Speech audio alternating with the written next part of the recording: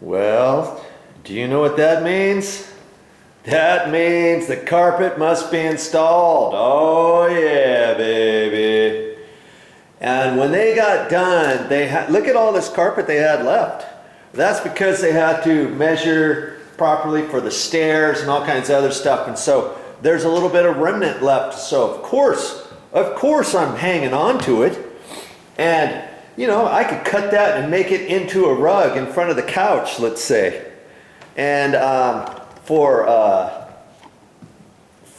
foot mats, you know, outside, kind of like that. That's from the old carpet. I'll probably change that to this, and maybe I'll put one down here by the stairs. I don't know, and possibly one by the front door or out into the garage, or stuff like that. So I'm always trying to save stuff like this that can be used for a floor mat, and then I can store the rest of the stuff up in the attic. We've got a little crawl space up there in the garage, in the storage room, whatever. But look at this. Yeah, this took them a while yesterday to do this, but it turned out really nice, didn't it? Oh, there's Mommy. I'm making a video, baby. And yeah, they got this all done up here. I didn't make a video of any of that because the guys who did it, the actual boss man, he was the one who installed the vinyl flooring downstairs, and he had two of his guys working over here yesterday, and he says, I don't want you to run the camera while they're installing the carpet. And I'm like, okay, no problem. And so, man, they stayed here late last night too. We didn't get out of here until 8 o'clock last night, and it's a good thing I had my construction light, or else they would have had to have left at about 5 o'clock yesterday, and then they would have to come back here today. But they, as it was, they had other things to do at another place today, and so I'm glad I stayed here with them last night, and they got it all done. And you know, if you got floor registers like this, make sure you leave them for the carpet guy so that he can find where the holes are, and so that he can push those back in and make sure that they fit. I don't want to have to mess with that. And so I had these three here, and they almost forgot about them. One there, and one there. And you know, I just kind of watched them and made sure they got everything taken care of. And there was a few times where I had to point out a couple different things, and they got it all taken care of, and it looks really good. We decided to use this type of carpet. See, here's some more stuff that I'm saving. See how the backing is almost kind of like a felt type backing. It's a double layer of stuff that keeps these strands from pulling out and zipping out like a regular action back carpet. And they have to do that because this is it's kind of like shag carpet. I guess you'd call it shag carpet, but it's the medium height. And we really like that. My brother and his wife have it, and they've actually got something that looks a little bit thicker than this, and it looks really nice out in their main room. And I said, hey, Mommy, what do you think about using this in here? And she liked the idea, and this is a really, really nice color that we decided to pick out, and it's all done. So I'm going to still be working. I'm glad I concentrated on doing everything in here. Can you imagine me having to come and bring my paintbrush in here and try to paint some baseboard down next to the carpet and stuff? Hello, baby. You forgot your phone last night. Oh, no, this morning you didn't, because I forgot you had your little one. She had her phone by the door, by the bed, and I thought she had left it. But no, she had just changed phones. And anyways, hey, for most people, most do-it-yourselfers, would I suggest you installing your own carpet? Probably not. And here's something else too to think about. We didn't do it, but you know, if you go to the Home Depot or someplace like that, lots of times, depending how much carpet you order from them, they may install your carpet for free. And that's probably a good thing to check on before ordering carpet from any place. I mean, we went to the Home Depot, but we didn't find anything remotely close to this stuff. Okay, so we ended up going somewhere else. Sorry, Mr. Home Depot. But you know, think about that, and it could save you some money. All right, I guess it's time to get busy. And what am I doing today? We're gonna look at an electrical outlet. Before the furniture came, before the carpet even went in, I plugged into this electrical outlet with my construction light, and I pulled it out, and something was going on with it. Look at this thing. See how it's kind of flexing there? It's like this top bit. See how this top bit is moving around? And I'm not sure if that's broken or if it can be tightened up on the back side, or if I have to replace this entire electrical outlet. I don't know. That's why I'm making a video. And of course, before I touched it and stuff, I had an electrical tester. I tested that, and if you don't have an electrical tester, you can plug in an extension cord, you can plug in a lamp, turn that on, you can plug on a radio, whatever. You don't need a little tester. But this tester was like less than $5 at the store, and of course I got it, and I use that every once in a while. So, okay, I made sure that the power was off. Of course, I would never ask you. Let me, you know what? I think I'm going to lower you down even. I would never ask you to work on something hot, okay? That's really a no-no. How's that? How's that? Okay, let's loosen this up. Like I said, I'm making this video because I'm not sure myself what's going on with this. And so I'm gonna loosen it up and see. And it happens to be on a 20 amp circuit. Most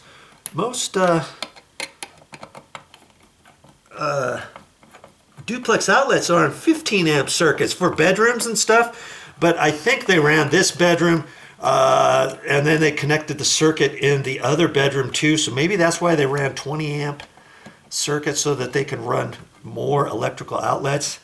And look at that. You see there?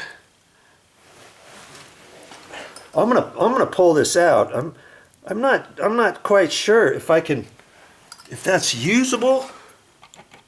Now granted, these electrical outlets only, like this style here, less than $1 at the store. So, you know, could I replace it? Yeah, of course I could. But I'm gonna look at it. I'm gonna look at it here first and see what's kind of going on with it. See if it's possible. Maybe it just got. Looks like it might have just got unhooked somehow. I'm trying to undo this screw. It's got a little plastic washer on it, and sometimes they do that just to keep it together. Now let's see. Let's see if I don't know. I just don't know. It might be snapped off, or there could be a groove. There could be a groove down in there. Yeah, I'm not.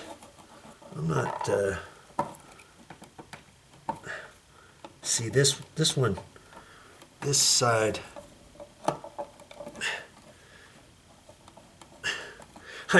I still get paranoid with this, even though I know the power is off. You know what I mean?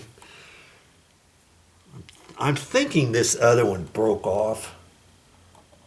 It's hard to see and tell. Okay, let's just see here.